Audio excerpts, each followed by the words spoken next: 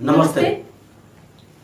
अशोक जी, आज का हमारा प्रश्न आरटीआई से संबंधित है जी। हम ये पूछना चाहेंगे कि अगर हमने कोई भी सूचना मांगी, हमें उसका उत्तर मिल गया, तो क्या वही सूचना हम दोबारा आरटीआई से मांग सकते हैं? अगर हम राइट टू इंफॉर्मेशन एक्ट की बात करें तो राइट टू इंफॉर्मेशन एक्ट में यह कहीं भी नहीं लिखा हुआ है कि अगर आपने एक बार जन सूचना आवेदन दे दिया है तो दोबारा आप जन सूचना आवेदन नहीं कर सकते। परंतु कंस्ट्रक्टिव रेस जुडिकेटा की बात करें, प्रांग न्याय का सिद्धांत, उसके अनुसार दोबारा जन सूचना नहीं मांग सकते। इसी विषय को अपने में समेटे हुए केंद्रीय सूचना आयोग के समक्ष मामला आया। इलाहाबाद म्यूजियम का मामला था और उसमें जन सूचना आवेदक ने कई पॉइंट्स पर सूचनाएं मांगी और उसमें यह भी था कि कलेक्टर का अपॉइंटमेंट कब हुआ, उनका इंटरव्यू कब हुआ, किस स्थान पर हुआ, पैनल में कौन कौन लोग थे, रिक्रूटमेंट लेटर दीजिए। उनको पॉइंट वाइज सूचनाएं दे भी गई। जब ये फर्स्ट अपील में गए, सेकंड अपील में गए तो वहां उन्होंने यही कहा कि नहीं, उनको सूचनाएं नहीं मिली हैं। और एक आरटीआई नहीं बल्कि बहुत सारी आरटीआई जिन्होंने करी और लगभग हर अथॉरिटी के विरुद्ध हाई कोर्ट, सुप्रीम कोर्ट और हर जगह मुकदमे भी कायम किए। मामला केंद्रीय सूचना आयोग के सामने आया।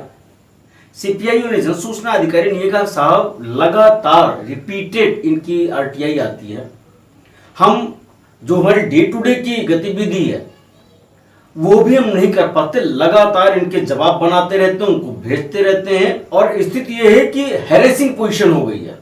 वही सूचना बार बार मांगते हैं, कुछ भाषा बदल के मांगते हैं, विषय वही रहते हैं।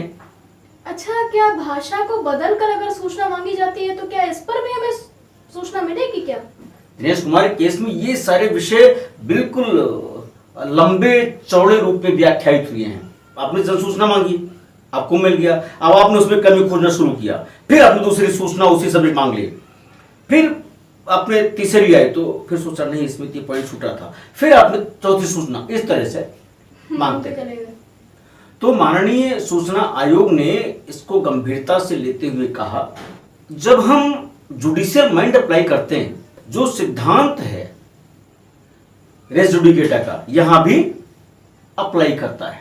माननीय सूचना आयोग ने पूर्व के जो सूचना आयुक्त रहे हैं उनके द्वारा दिए गए निर्णयों का भी हवाला दिया और उन सब के आधार पर यह तय किया कि वास्तव में जब रिपीटेड जन सूचना आती है तो उस पर principle of res judicata apply करता है, प्रांग न्याय का सिद्धांत अप्लाई करता है और रिपीटेड कोई भी जन सूचना आवेदन नहीं दे सकता है। मामला जन सूचना अधिकारी से first appellate authority, second appellate authority तक गया और फिर फाइनल हो गया, उसके बाद कोई अपील नहीं गई। इसका मतलब कि वो हमारा फाइनल हो गया। अब फाइनल हो गया तो फिर उस पर रीओपन नहीं कर सकते।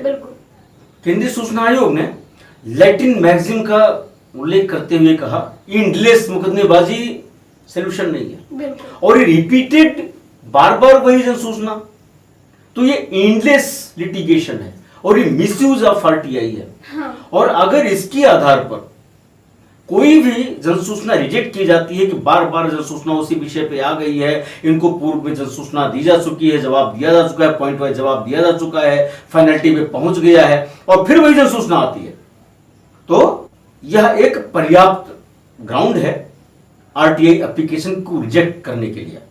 अशोक जी, हम पूछना चाहेंगे कि आरटीआई एक्ट में बार बार सूचना मांगने वालों पर क्या कोई प्राविधान लागू होता है?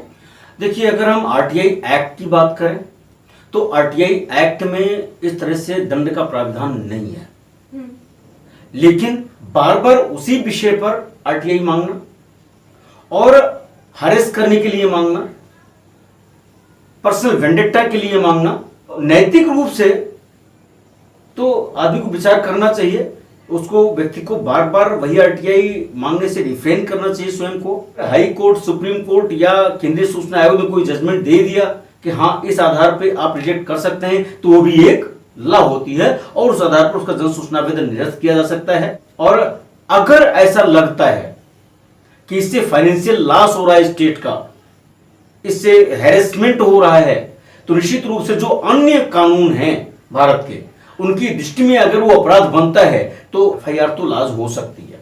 धन्यवाद अशोक जी आपका इस विषय पर जानकारी देने के लिए। बंधुओं, आपसे अनुरोध है कि अगर आपने इस चैनल को अब तक सब्सक्राइब नहीं किया है तो कृपया करें और साथ ही नोटिफिकेशन बेल जरूर दबाइएगा, जिससे कि आपको इस चैनल पर अपलोड होने वाली वीडियोस मिलती रहें। हम आपसे अनुरोध करेंगे कि कृपया इस वीडियो को शेयर करें, लाइक करें और साथ ही कमेंट बॉक्स में बताएं कि आपको ये वीडियो कैसी लगी। धन्यवाद।